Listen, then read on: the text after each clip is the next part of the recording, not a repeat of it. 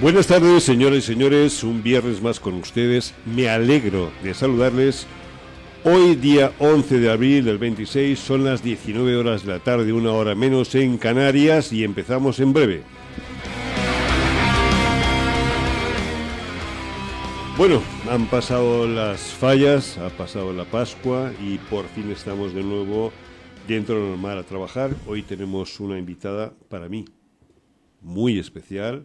Es Silvia Corrales, profesora de alemán. Buenas tardes, Silvia. Hola, muy buenas tardes. Gracias por dedicarnos un poco de tu tiempo, porque hoy vamos a tratar un tema muy importante y son los idiomas y todo lo que conlleva los idiomas.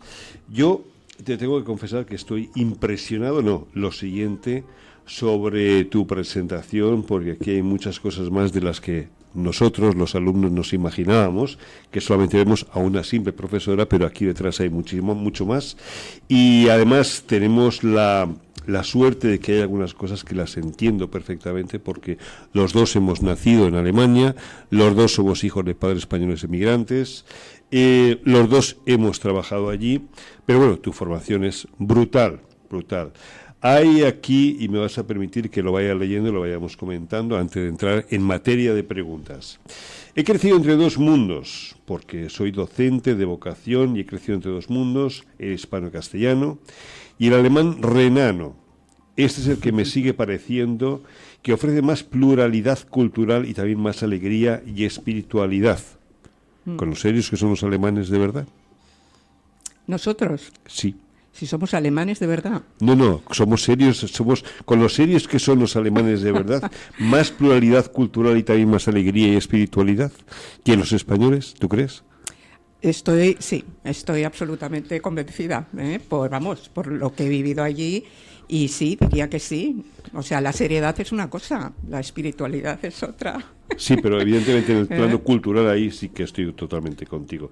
Has disfrutado de una educación humanista que te llevó a decidirte por germánicas y sociología allá por el año 84, añadiendo el módulo de DAF, alemán como lengua extranjera tras licenciarse. Quería explicarles lo que es DAF. DAF es una abreviatura de alemán, de Deutsch als Fremdsprache, alemán como lengua extranjera, y es una unidad de aprendizaje estructurada dentro de un programa educativo diseñado específicamente para enseñar alemán a personas cuyo idioma nativo no es el alemán, ¿vale? Hay una frase que pones aquí muy importante, y ahora te comentaré el porqué. Ser bilingüe es ser mediadora. Los idiomas en los que pienso me permiten explicar y distanciarme de los mundos a los que pertenece cada uno de ellos. Me encanta asistir como intérprete de enlace en alguna de las ferias, de muestras de colonia o juntar a delegaciones españolas con empresas alemanas para hacer negocios. Una cosa es ser traductora simultánea y otra cosa es ser traductora de bolígrafo y papel, lo que es una Übersetzerin y una Dolmetscherin, ¿no? Yo recuerdo una película que ya la vi ya de mayor y me quedó muy grabada, una frase, solamente una frase.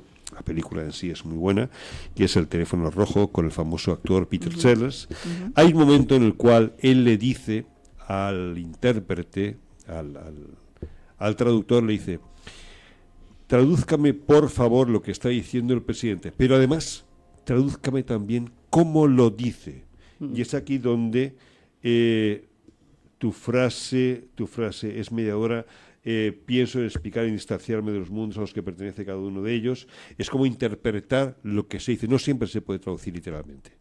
No, literalmente casi nunca se puede traducir, o sea, hay que conocer todo lo que hay detrás, una cultura. Esto es como los chistes, o sea, en la formación de intérprete, por ejemplo, nos enseñaban también cómo buscar chistes. Si eran, por ejemplo, lingüísticos, pues teníamos que aprendernos los chistes lingüísticos para poder traducir, ¿no? Poder mediar efectivamente el mensaje de ese chiste, que claro, era totalmente diferente.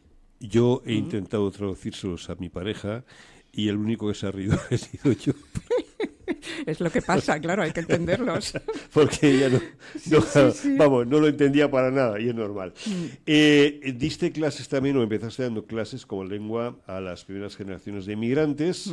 Seguiste en el Liceo Francés de Bonn, también impartiendo español para francófonos. y al final te dedicaste a alemán para hispanohablantes dentro de los programas de integración auspiciados por la Confederación de Cáritas en Colonia. Los españoles allí, sobre todo la Iglesia, por decirlo de alguna manera, ayudaron mucho a los españoles a, de alguna manera, conseguir papeles, documentación, integrarlos de alguna manera en el tema de los idiomas también. Es así, ¿no? Sí, para mí era un mundo muy nuevo porque no, vamos, a mí cuando me llamaron para dar estas clases en Cáritas, que lo tenía al lado de casa, ¿no? Yo era estudiante, o sea, ya había empezado también a estudiar y tal, germánicas, y yo, claro, me quedé de piedra porque lo que no pensaba es que serían españoles de primera generación y se querían volver a España y decían, mira, es que ya no nos sabemos mover allí y tenemos vergüenza no poder entender a lo mejor un formulario y lo que se nos pide. Y esa era mi tarea, o sea, hacerles ver que bueno, que sí, que podían y nada, y era como muy práctico, era un curso muy práctico. Te fuiste a Alemania con un contrato en Industriesprachdienst. España, Madrid. O a España, Madrid, efectivamente, perdona. Un día 8 de febrero y luego estuviste dando clases en empresas, o sea, aquí es donde realmente, bueno, pues el cometido en cuanto a idioma o idiomas fue brutal, porque empresas, banca, instituciones ministeriales, colegios privados, escuelas oficiales de idiomas, y asociado durante los cursos de doctorado en el Departamento de Filología Alemana. Y además tienes pendiente desarrollar un juego didáctico, esto me parecería estupendo. A mí también. De mesa para practicar las expresiones de habla alemana, por supuesto. Sí, bueno, de habla, las expresiones de habla son todas estas atenuaciones que hay en alemán, ¿no? Que hay muchísimas más que en español. En español decimos, pues, ¿cómo te llamas? ¿Y qué bonito eres? Y ese y, qué y pues, ahí se queda, pero el alemán tiene 30 y tantas partículas, que se llaman partículas de habla. Y ese era mi trabajo de doctorado, que llegué hasta el trabajo de investigación porque se lo hice ya aquí en Valencia, saliéndome el plan A, que era escuela de idiomas, ser docente. Eso es lo que yo quería, ¿no? Lo otro hubiese sido el plan B, de irme a la facultad que se quería abrir de interpretación y traducción en la Complutense. Estamos hablando de alemán, pero estamos hablando en general de todos los idiomas y ahora vamos a entrar más en profundidad. ¿Tú llevas cuántos años como docente? Más de 30. Más de 30 años. ¿Y cuántos idiomas hablas como alemán? Hablar como el alemán... Porque hablas muchos más, yo lo sé. Y yo hablo solo 4 idiomas. Yo siempre digo los clásicos, ¿no? Perdonadme con el tema de los clásicos, pero sí, eso fue también por mi formación del inglés-francés lo aprendí prácticamente a la vez, ¿no? Y bueno, y también impulsado por mi madre, que también hablaba los 4 idiomas. Bueno, pero sé que te gustan también otros idiomas, como por ejemplo ruso. Por ejemplo, sí. Por ejemplo, ¿hay alguno más? Bueno, de gustarme me gustan varios, pero de hablar, ya te digo, chapurrear sería coquetear con ello. Coquetear con ello, pero bueno, ¿alguno con el cual te guste coquetear, además del ruso? El italiano, por ejemplo. Italiano, bueno, pero eso ya es un poco más fácil. Pero a lo largo de tu vida, o sea, clases, lo que es clases de docencia, ha sido alemán y español. Sí, esos alemán dos. Y español. Sí. Vamos a entrar en medio de la situación porque, claro, todos que tenemos cierta edad, no como Pepe, que es un jovenzuelo, bueno, pues hemos experimentado en nuestras carnes y en nuestra mente diferentes tipos de técnicas de estudio. O sea, en esos 30 años de experiencia, ¿qué es lo que más ha cambiado en la forma de impartir o de enseñar los idiomas en general? Sí, yo empecé ya con un método comunicativo que se llama, ¿no? En contraste con el mero estructuralista, ¿no? Que era pues eso, fijarse más en la estructura del idioma, la gramática, la corrección, todo eso, y yo ya entré en ese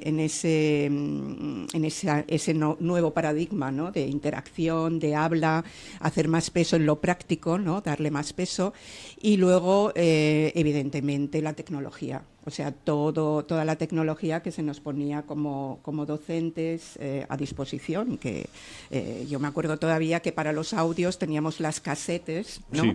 Sí. Además, los aparatos pues llevaban también el medidor, ¿no? De decir, a ver, aquí está la pista tal, podíamos también, pues eso, ponerlo más lento, más rápido, y eso cambió rasantemente, ¿no? Pero bueno, que tenías que hacer casi un curso también de... No, eso era también, o sea, te metías en ello, lo tenías que manejar y bueno, y cuando preparabas clases, pues te ponías también a manejar el aparato. Pero entonces estamos de acuerdo de que gramática, ejercicios escritos y traducción era lo básico, sobre todo gramática, hace 40 años o hace 30 años, cuando se empezaba realmente a estudiar un idioma. En fin, ahora digamos que impera otro tipo de enseñanza, como tú decías, la interacción. Sí, se hace muchísimo más hincapié en la interacción, las llamadas destrezas, ¿no? De, pues eso, de audición, de lectura, de habla y de escritura. Ya. ¿Se intenta que los alumnos hablen desde el primer día?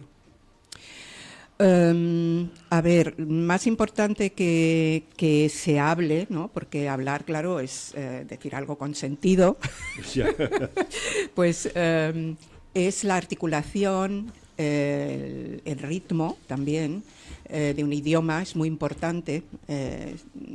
Uno puede a lo mejor leer un texto en finés y ser alemán y no darte cuenta que están leyendo en finés y viceversa. Entonces, por eso la articulación, la pronunciación, acentuación, todo eso se debería de tener más en cuenta para los que están empezando a hablar un idioma. De todas formas, hay mucho profesor que es muy activo. Yo recuerdo hace años una profesora canadiense, cuando estudiaba inglés, que entró en clase el primer día ya hablando en inglés y no nos dejaba hablar en español. Decía, búscate la vida. O sea que ahí tienes el diccionario, y entonces no era un diccionario como ahora, que hay aplicaciones, que ahora hablaremos de las aplicaciones, sino que de alguna manera te tenías que buscar la vida para dar una respuesta y te obligaba un poco, pero las hacía las clases divertidas. Sí. O sea, entonces había cierto movimiento, no era traduzca usted y ya haga usted esto, no, era de alguna manera participativa. Sí, ¿no? Sí, muy concreta, muy práctica, efectivamente. Eso era el método directo, que se llamaba, y eso se hizo y se impulsó sobre todo en todos estos países que empezó también el aluvión de inmigración y tal, y en Alemania pues se daba, claro, era el método directo, porque tú no podías estar mediando en inglés o francés si había persa, si había hindi, si había turcos. No podías estar hablando, digamos, entonces, no todos los, otro idioma. Digamos que no todos los idiomas tienen los mismos pilares importantes, como puede ser la gramática, la comprensión auditiva, la expresión escrita, el vocabulario. No todos tienen o empiezan por los mismos pilares.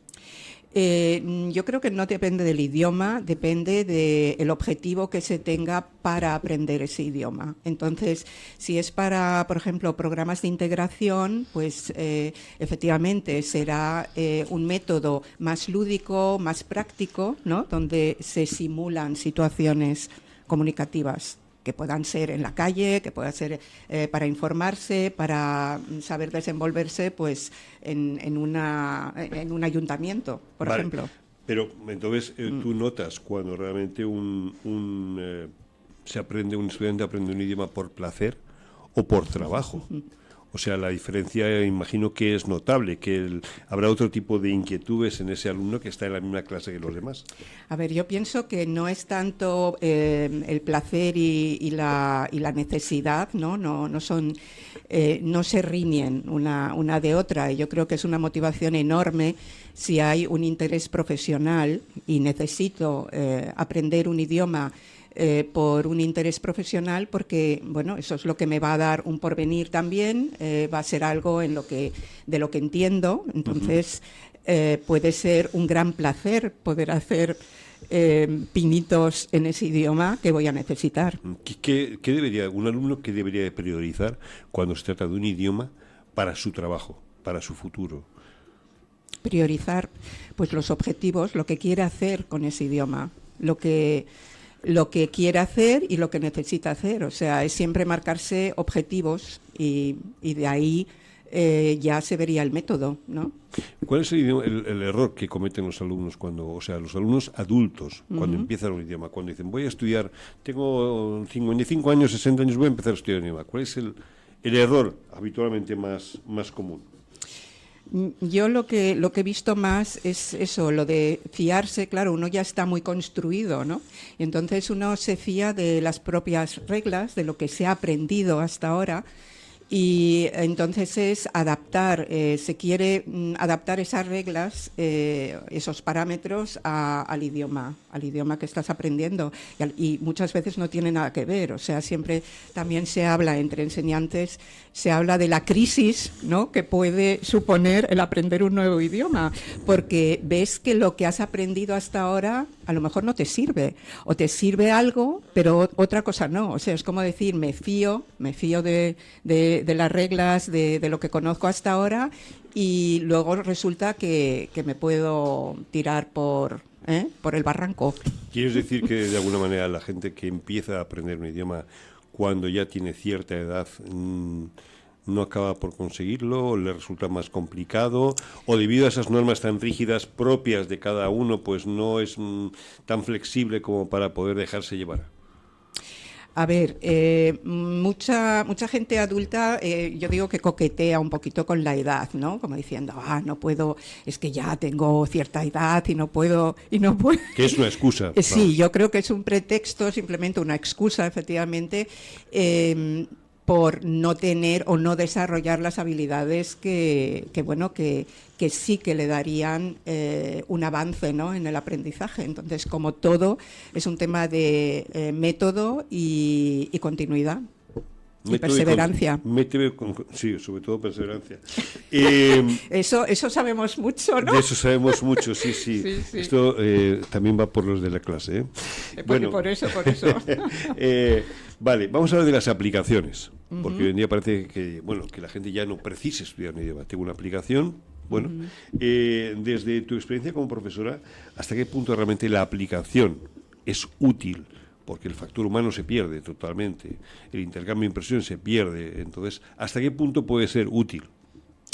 A ver, yo creo que pueden ser útiles igual que son útiles los diccionarios, los libros estos de conversación que había antes, ¿no? Sí. Y uno podía mirar, a ver, estoy en un restaurante y qué es lo que tengo que decir para que no me traigan carne en vez de pescado. Perdona que te interrumpa, ahora mismo me acabas de recordar aquellos libros que nuestros padres compraban de Aprenda alemán en 10 días. Y ponía una frase, ponía cómo se escribía y luego cómo se leía. Y la gente se apañaba. Y lo estaba en varios idiomas. Sí, claro. Sí. Era mucho por mímesis, ¿no? O sea, pura imitación, como aprende también un niño, por ejemplo, ¿no?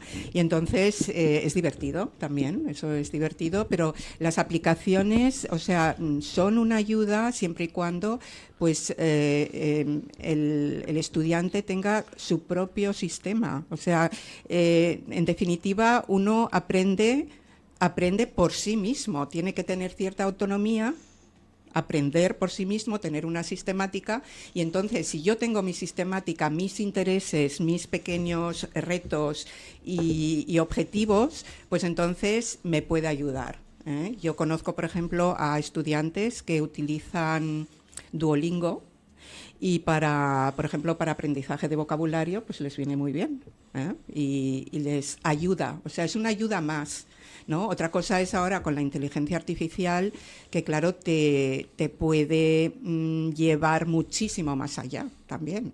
Lo que pasa es que tienes que saber lo que tú quieres y si efectivamente te lleva más allá o no. Pero tendrás que saberlo, o sea, digamos, te puede llevar más allá siempre y cuando tengas unos conocimientos mínimos del idioma. Supuesto. O sea, sin tener conocimientos mínimos no sirve absolutamente para nada. Lo que sí que serviría serían las aplicaciones de traducción simultánea. Aunque yo creo que la traducción simultánea no es perfecta. Porque estábamos comentando antes, interpretamos. Es demasiado perfecta, sí. demasiado perfecta. Me temo que sí. A ver, la traducción simultánea y todos estos aparatos, ¿no? Y a mí me lo dice gente también que trabaja, por ejemplo, en medicina y tal, y dice, oye, es que ya pronto lo de aprender idiomas, tú te llevas ahí, ¿no? Tienes tu aplicación y ya está. Y claro, cuanto más técnico, más protocolado sea una situación de habla, más sencillo y más fidedigno es también la traducción. No sé si me explico. Sí. Porque está todo como más encauzado, ya hay muchísima tradición detrás. Esto es como, yo qué sé, pues la tecnología genética, ¿no? La manipulación genética que había, bueno, que empezó pues hace como 30 años, ¿no? Empezó el tema también en España. Y no se tenía todavía, no se tenían términos de traducción, se utilizaba mucho el inglés, por ejemplo, ¿no? Entonces, claro, en el momento que ya existe la traducción, ¿vale? O se dice, vale, pues esto lo vamos a aplicar, a acoplar, ¿no? Pues bueno, pues es bastante fácil. O sea, digamos que cuanto más técnica es la traducción, entonces la aplicación de una traducción simultánea mejor funciona. Claro. Igual si la conversación es muy sencilla, no tanto. Hombre, sencilla también es pedir información en la calle y saber orientarse en una ciudad, eso también. Yeah. Otra cosa es, o sea, cuanto más creativo, más individual, más literario sea algo, más irónico también, más difícil, claro. Acabas de decir una cosa antes muy importante, y es que con las aplicaciones, en general, de ahí la pregunta que te voy a hacer ahora, o sea, hay una cosa muy importante, y es que la disciplina, los objetivos, como decías,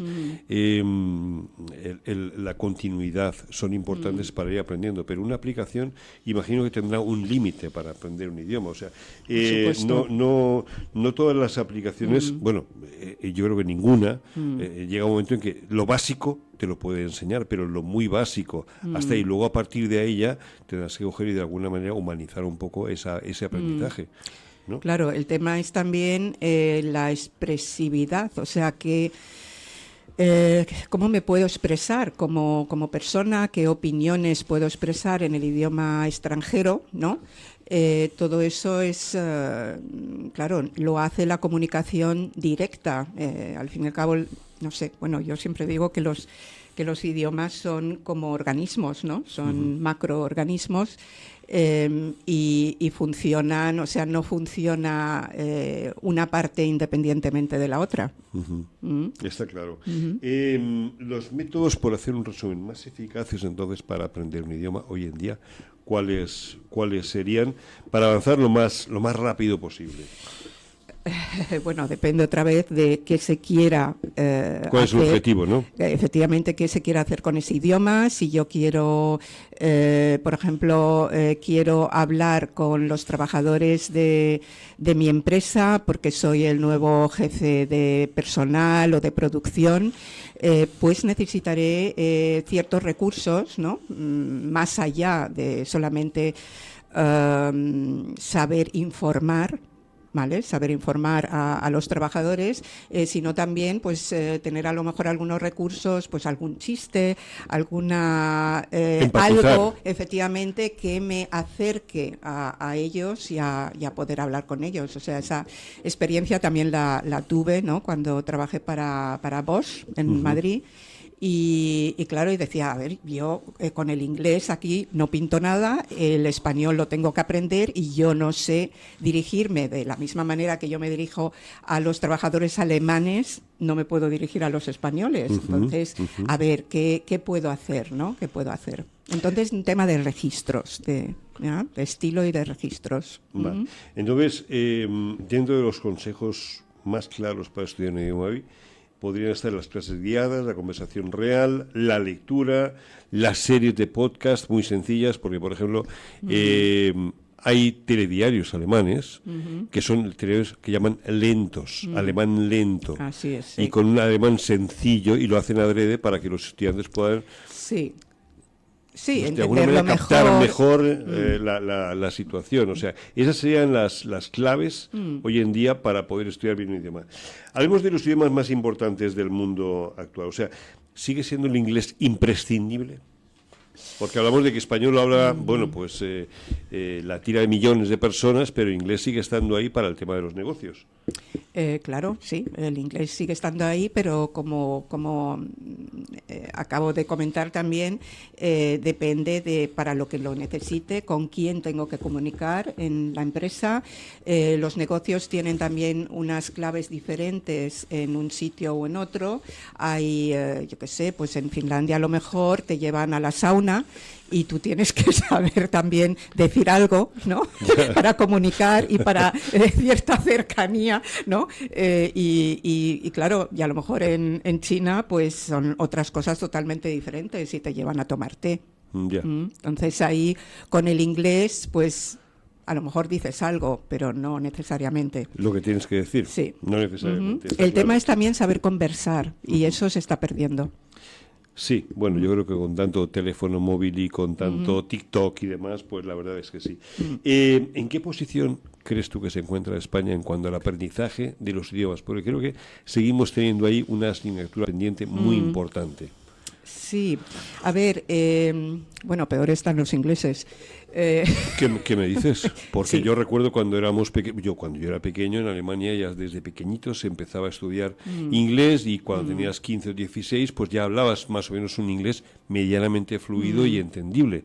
Aquí no es así, No. porque estudiábamos en su día francés aquí en España, que era más habitual, y bueno, y si la profesora o el profesor eran bueno, pues, personas pues hábiles, capaces y que sabían transmitir, sí que de alguna manera, porque a mí francés me encantaba, podías llegar a tener una conversación también más o menos fluida, que luego se evadía con el tiempo, porque el francés es muy bonito, pero poco práctico solamente para algunos temas que puedan ser muy interesantes, ¿no? Pero seguimos teniendo aquí esa asignatura pendiente y ahora con digamos que los idiomas autonómicos, pues más todavía. Sí, bueno, hay un factor histórico, yo creo, ¿no? Y que tiene que ver con que hemos estado aislados, ¿no? En la península ibérica de otros idiomas, que ha sido monolingüe, hemos sido monolingües durante muchísimo tiempo, Portugal no tanto, con perdón de la península ibérica, pero eso es un factor. No, yo creo que no fue casualidad que en la Primera o en Segunda República se quisiesen instaurar las escuelas de idiomas precisamente para abrir a España al mundo. Que luego fue, me parece sí fue Primera República y Alfonso XIII es el que inauguró la primera escuela de idiomas en Madrid. Vale. Entonces esa apertura al mundo, ¿no? Mientras que otros países, también europeos, por su geografía, o sea, bueno, por su geografía y sus fronteras y su diversidad, pluralidad cultural, siempre ha habido bilingüismos. Y el español, yo tengo otra teoría también, que es el tema de la musicalidad. Y con perdón, pero yo creo también que España no tiene la musicalidad que tienen otros países más allá de los Pirineos. Vaya, como el italiano, por ejemplo. Y eso hace mucho, ¿no? y eso hace mucho. Bueno, sí, los alemanes, por ejemplo, siempre han sido unos grandes fans, ¿no? De Italia, pero yo creo que eso hace mucho. Y el oír también diferentes acentos, diferentes pronunciaciones, todo eso hace mucho. Y nosotros tenemos solamente como 4 lenguas diferentes en la península, mientras que otros países tienen muchísimas más, han tenido muchísimas más. ¿Tú crees que debería de haber, pues hoy por hoy, un segundo idioma opcional, sin dejar los idiomas autonómicos, dejándolos como idiomas, no metiéndonos ya en asignaturas troncales en esos idiomas, sino un segundo idioma, llámese chino mandarín, llámese ruso, llámese cualquier otro idioma opcional además de inglés? Que sería importante, necesario y tal vez se podría llegar realmente a hacer. Esto ya porque estamos hablando de políticas. Las capacidades a veces, dependiendo del tipo de escuela, pues exigen mucho a los alumnos y a lo mejor un idioma más es una dificultad añadida. Es una dificultad añadida. Hay cierta demanda, sobre todo también en alumnado de formación profesional, curiosamente en mecánica, química, todo esto, que sí que ven, por ejemplo, que claro, Alemania, por ejemplo, tiene mucha literatura técnica, ¿no? Y entonces sí que les interesaría, por ejemplo, poder optar a alemán, pero no se les da esa posibilidad, no a ese nivel, no a ese nivel de formación. El segundo idioma, yo creo que sí, segundo idioma sí, que se puedan dar más posibilidades. Siempre está bien, y además que hay una gran demanda. O sea, en Alemania también hace ya años la gente mandaba a lo mejor a sus hijos a estudiar chino, por el auge económico que estaba teniendo China, ¿no? El auge económico y las empresas, claro, que iban a China, ¿no? Igual sería interesante tal vez en formación profesional o en la universidad darle más importancia a los idiomas, a los títulos de traductor jurídico en otros idiomas. Que ya está el título de traductor jurídico, pero no sé, de alguna manera desde una edad más temprana poder dar la oportunidad de salida. Traductor jurídico, traductor técnico. Sí, yo todavía no he visto ahí o sea, el tema de la traducción es como asignatura, por ejemplo, universitaria, la veo muy problemática, ¿no? Entonces, los mejores traductores salen de lo técnico, o sea, salen del saber hacer, o sea, de la formación profesional, de la formación, de su formación, efectivamente, académica, profesional, lo que sea. Entonces, esos son los mejores traductores, sí han tenido la oportunidad, ¿no?, de estar también en el país, en ese país de habla a la que traducen, ¿no? O siempre también ha sido necesario estar con técnicos, o sea, el traductor más lingüístico, por decirlo así, de trabajar junto con el más técnico. A nivel económico, comercial, político e incluso militar, ¿cuáles son los idiomas que más importancia están ganando a nivel geopolítico internacional? A ver, bueno, yo sé de Europa, por ejemplo, que una gran promesa, por decirlo así, para poder para moverse, ¿no?, dentro de Europa es el rumano. El rumano. Sí, o sea, porque hay hay bastantes acuerdos, ¿no?, bilaterales y multilaterales europeos con Rumanía, pero luego también, sigue siendo el árabe, el ruso, el árabe ruso chino, también. Junto al alemán también, que por ejemplo también en la Escuela Diplomática de Madrid se imparten, ¿no? Se imparten esos 4 idiomas: árabe, chino, ruso y alemán. ¿Estarás de acuerdo en que ha ido un poco por épocas cada uno de estos idiomas, no? Sí. Y también, el polaco está también teniendo importancia por la situación geopolítica que tiene. El polaco, qué curioso. Sí, a mí también me extrañó, lo estuve mirando, porque claro, a mí me interesa también un poquito esto de, aquí también porque se ha impartido, ¿no? Se está impartiendo polaco en Valencia, en la Escuela de Idiomas se está impartiendo polaco, y hay un tira y afloja, o sea, es como, se está impartiendo, pero no hay tanto alumnado, pero tampoco se quiere quitar, bueno, estamos ahí. Es curioso, has dicho el rumano, y hay profesores de rumano que dicen que si hablas un perfecto catalán, pero no cualquier catalán, creo que es más el de la zona de Lérida y demás, más hacia el interior, que en poco tiempo puedes entenderte perfectamente en rumano. Bueno, el rumano es una lengua latina, tiene mucho del latín, y hay gente, entendida. Yo no hablo rumano, pero hay gente entendida que dice que es mucho más parecido al latín que, por ejemplo, el español o el italiano. Vaya. Y después de tantos años enseñando idiomas, ¿qué es lo que más te sigue gustando de tu profesión? La inmediatez con el alumnado. La comunicación, claro, todas las posibilidades de comunicación que hay, y lo que sigo aprendiendo de vosotros, sigo aprendiendo. Y nosotros de ti. Y entendiendo, también entendiéndoos en qué dificultades podéis tener. Para mí siempre, no sé, siempre hay algo nuevo, ¿no? Y algo de decir, no me he dado cuenta hasta ahora. Te adelanto alguna que ya la están pensando todos los de clase y seguramente todos los de la Escuela de Idiomas, y son los deberes para la gente mayor. Eso nos mata. Eso nos mata. Pretextos. Bien, y ahora vamos a hacer una pequeñísima parte. Los españoles nos disculparán, los alemanoparlantes nos lo agradecerán. Vamos a hacer una pequeñísima entrevista en alemán, ¿vale? Para placer de todos los que nos escuchan. Willkommen zu unserem kurzen Interview mit Silvia Corrales, eine erfahrene Sprachlehrerin.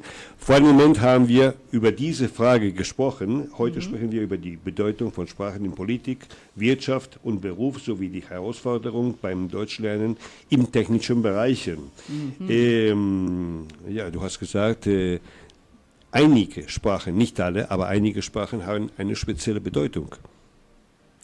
Also eine Wichtigkeit, ne? Ja. Sagen wir mal Switch. Das ist jetzt der Moment des Switchens. Ja, also Deutsch zum Beispiel hat weiterhin, also in der Robotik, ja, eine sehr große Bedeutung und in der Biochemie auch. Also vor einigen Jahren mussten zum Beispiel holländische, also niederländische, besser gesagt niederländische Studenten auch Deutsch lernen, wenn sie Biochemie studierten. Das ist also weiterhin ein Redukt sozusagen, ein akademischer Redukt für das Deutsche.